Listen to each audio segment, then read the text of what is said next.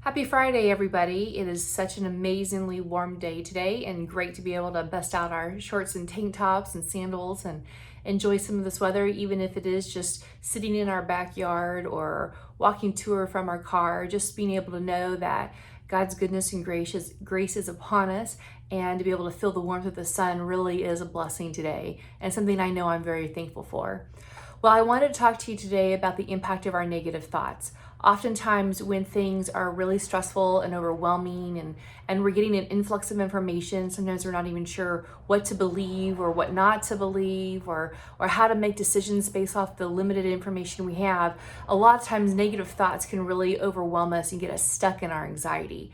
And if we get stuck in anxiety too much, that can kind of lead to a feeling depressed and motivated, lack of energy, either wanting to sleep too much or not at all, either eating too much or not at all, and it can really continue to complicate things.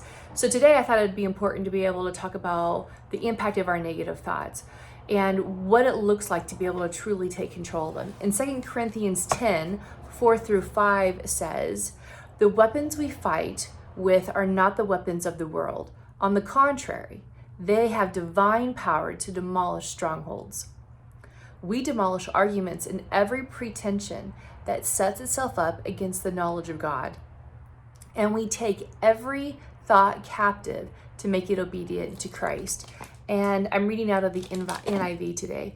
And I really like that last part where it talks about how we need to take every thought captive and make it obedient to Christ. So what does that look like? What does it really mean to be able to take that thought captive? Well, first I need to be able to identify what thoughts I'm having. Oftentimes we recognize the feeling or the emotion, and typically we recognize anger first, even though it's considered a secondary emotion. We have other feelings that show up before anger. We typically recognize that. And anger may be irritation or frustration. So we recognize that, but we don't necessarily recognize the thought that's connected to it. So being able to sit down and to kind of spend some time with yourself and really be able to identify what is that thought. Then the second question is, what part of this thought is true and what part is not true? Because oftentimes the enemy will come to us and will allow us to think things that are not true. And so we need to be able to take that piece captive, to be able to understand and identify that false piece, and to be able to tell ourselves the truth. If we have a hard time doing that for ourselves, then knowing that you have either a spouse or a good friend or two who you could ask about that is really important, because typically they know us in a way that we may sometimes not even recognize for ourselves.